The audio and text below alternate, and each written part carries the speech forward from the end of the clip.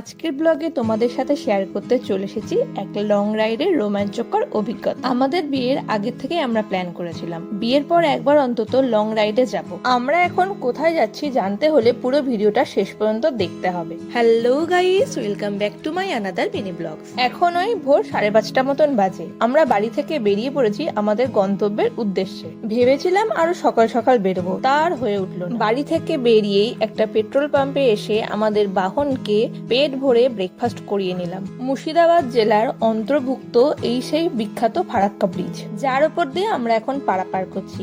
এই সেতু উত্তরবঙ্গ এবং দক্ষিণবঙ্গকে জুড়ে রেখেছে। এরপর আমরা পৌঁছে গেলাম মালদা টাউন।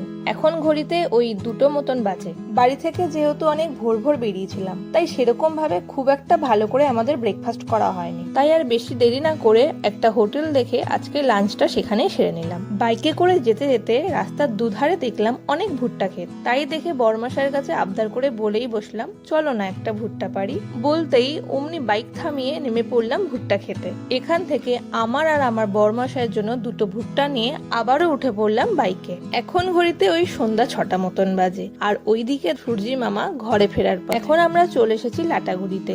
যেহেতু অনেকটাই রাত হয়ে গেছে, তাই আমরা এখানে আজকে রাতটা স্টে করে কাল সকাল সকাল এক্সাক্ট গন্তব্যের উদ্দেশ্যে আবারও রওনা দেবো।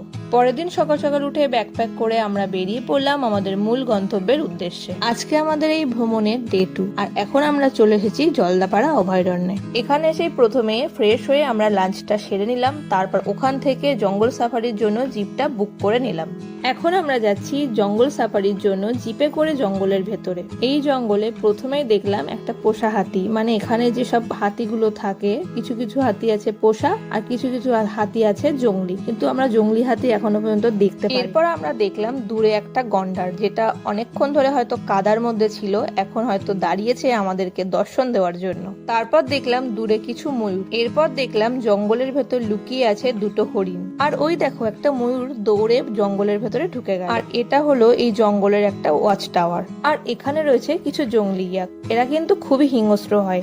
দেখো আমাদের দিকে কিভাবে দেখছে। এখানে এসে শুনলাম এখানকারই এক লোকাল লোককে এরা নাকি খুব ভয়ঙ্কর ভাবে মেরে ফেলেছে। ব্যাক করে আমরা আবারও চলে আসলাম আমাদের রুমে। আর সেই যে ভুট্টা পেরেছিলাম সেই ভুট্টাগুলো এখন আমরা খাচ্ছি। নেক্সট ডে ঘুম থেকে উঠে আজকে আমরা যাব হাতি সাফারি করতে। এখন ওই ঘড়িতে 6:30 মতন বাজে। এখানে দেখো 2টো হাতি চলে এসেছে আমাদের জঙ্গলের গভীরে নিয়ে যাওয়ার জন্য। এই হাতি সাফারি আর জিপ সাফারি কিন্তু জঙ্গলের আলাদা আলাদা রাস্তায় হয়। হাতি সাফারি একদম জঙ্গলের গভীরে নিয়ে যায়, আর জিপ সাফারির যেহেতু একটা নির্দিষ্ট রোড আছে, সেই রোডের ওপরে এক পাক ঘুরিয়ে আবার যার যার হোমস্টের সামনে নামিয়ে দেয়। এই হাতি সাফারি কিন্তু আমার লাইফের ফার্স্ট টাইম আমি একটা হাতির ওপরে উঠেছি। আর ওই দেখো হাতির ওপরে উঠে আমরা দেখতে পারলাম জঙ্গলের ভেতরে কিন্তু একটা গন্ডার লুকিয়ে আমাদের দিকেই তাকিয়ে আছে। যেই গাইডগুলো আমাদের সাথে এসেছে জঙ্গলের ভেতরে, তাদের কাছ থেকেই জানতে পারলাম হাতি আর গন্ডার কখনোই একসাথে থাকে না। হাতি দেখে গন্ডার নাকি ভয়ে পালিয়ে যায়। ঠিক তেমনই হলো, আমাদের হাতিটাকে দেখলো আর গন্ডারটা লুকিয়ে গেল। এরপর আমরা দেখলাম শিং ছাড়া হরিণ। তোমরা কিন্তু ভেবো না যে এই হরিণগুলো মেয়ে হরিণ, কারণ মেয়ে হরিণদেরই নাকি সিং থাকে না, কিন্তু না, এটা হচ্ছে অন্য প্রজাতির হরিণ। তারপর আবারও দেখলাম কিছু ইয়াক, আর লুকিয়ে লুকিয়ে যাচ্ছে কিছু গন্ডার। এই জঙ্গলে মেনলি এই ধরনের জন্তুই আছে, এই ইয়াক, গন্ডার, কিছু হরিণ, আর আছে কিছু ময়ূর। এছাড়া আমরা কিন্তু সেরকম অন্য কোনো প্রাণী দেখতে পারলাম না। এরপর আমরা কিছুক্ষণ ওই জঙ্গলে থেকে তারপর আবারও আমাদের হোমস্টেতে ব্যাক করলাম। এই জলদাপাড়ার কাছাকাছি হলো আমার মাসির বাড়ি। তো ভাবলাম যখন এত দূর এসেছি তাহলে একটু মাসির সাথেই দেখা করে যাই। তো যেমন ভাবনা তেমন কাজ। তো মাসির বাড়ি আমি গিয়েছিলাম, কিন্তু সেখানকার কোনো ফুটেজ আমার নেওয়া হয়নি, তাই আর তোমাদের সাথে শেয়ার করতে পারলাম না। এখন আমরা আছি জলপাইগুড়ির চা বাগানে। দেখো মাসির বাড়ির থেকে বেরিয়ে আমরা রওনা দিলাম আমাদের বাড়ির পথে। আজকের এই ব্লগ এই পর্যন্তই। আবার দেখা হবে নেক্সট কোনো ব্লগে। ততক্ষণে সবাই খুব ভালো থেকো আর সাবস্ক্রাইব করে আমার পাশে থেকো। টাটা।